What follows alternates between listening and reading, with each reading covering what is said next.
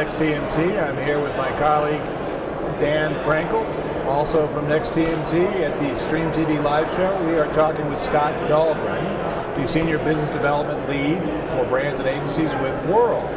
So Scott, I guess to start, Wurl's been around for a while. I think it's pretty well known. But tell us just real quickly a tiny bit about what Wurl is for those who don't somehow know. Sure, yeah, Wurl's an ad tech company that's been around for about a decade now, and one of their primary functions is to help content companies who want to make the jump from cable to streaming do so. So those content companies would upload their content and assets onto Wurl's platform, and we would help enable them monetize and distribute that content via a fast channel, or what we call a free ad-supported streaming TV channel. But it's new content. I mean, effectively, it's old content that was built for a different kind of ad experience, right? That's right. These are people traditionally in the cable arena who want to get into the free ad-supported streaming TV world, and the streaming is definitely different than cable, and so we help facilitate that monetization and distribution of streaming. Yeah. Speaking of new types of advertising, I think back to my childhood, my traumatic childhood, where I'd watch...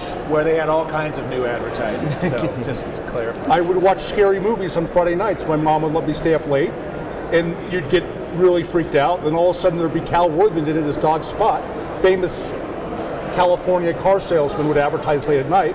It was jarring. I was really scared, and all of a sudden Cal Worthington was riding an elephant. You know, it's... I'm told in terms of engagement... But it was a zombie elephant. That was the key.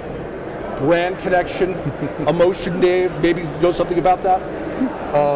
That's not optimal. And you have a new product called BrandDiscovery that's AI-based that solves that problem. Yes, well, first of all, I remember Go See Cal as well, so I may be dating myself a little bit. Iconic.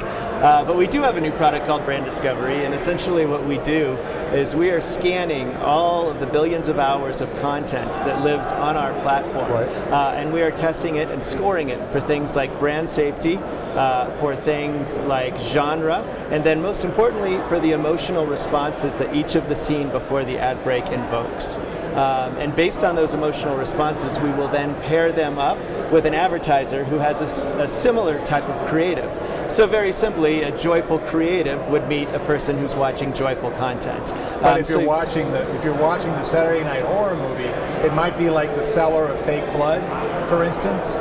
I'm just trying to think about what would be a good fit. Yes. You know, I mean, I think it's really interesting. So, like, what's the range of emotions that you match against? I mean, it's like, how many colors are in that rainbow? That's an interesting question. So we base our taxonomy on a famous psychologist named Robert Plutchik, and he had something called the Wheel of Emotions. And so the outer wheel of these emotions were essentially 8 primary emotions: joy, sadness, anger. And so basically we are able to target those 8 primary emotions at 3 different frequencies. So for example, anger at a highest frequency might be rage, for example. So by being able to target those 8 primary emotions at 3 different intensities, it essentially gives us 24 different emotional targeting variables to work with. So quite a bit. So you've tested this with some agency clients so far, right? We have. We've worked with a number of different categories, from QSR to retail. We just finished one with a state health council about changing hearts and minds for healthy behaviors. We should have a case study for that one coming soon. So we've worked with a number of brands across verticals. And I have to say, so far in all of the case studies we've run, we've seen a marked increase in response, whether that was driving somebody into a retail establishment, whether that was increasing search results, whether that was increasing things like brand favorability or intent. In every instance thus far, we've seen emotions really perform well. You know, it's really interesting to think about because it feels like contextual advertising, emotion-based stuff is where everything is running to now.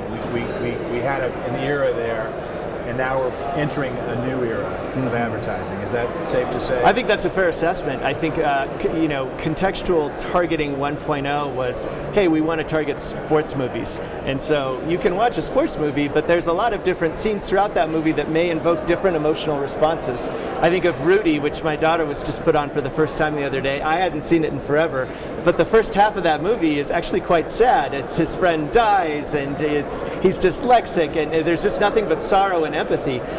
It's not till the back half that you get to the good stuff, the happy stuff. He gets his sack. He gets his sack, exactly. That's the movie. He gets a sack. So it's really the scene level targeting, I think, is the 2.0 contextual. Okay. It's not just Well, we'll wrap it here. I'm David Bloom with Next TMT and Dan Frankel, my colleague and co-founder, here with Scott Dahlgren from Wurl about contextual advertising, emotion, scene by scene. Thanks a lot. Thanks so much.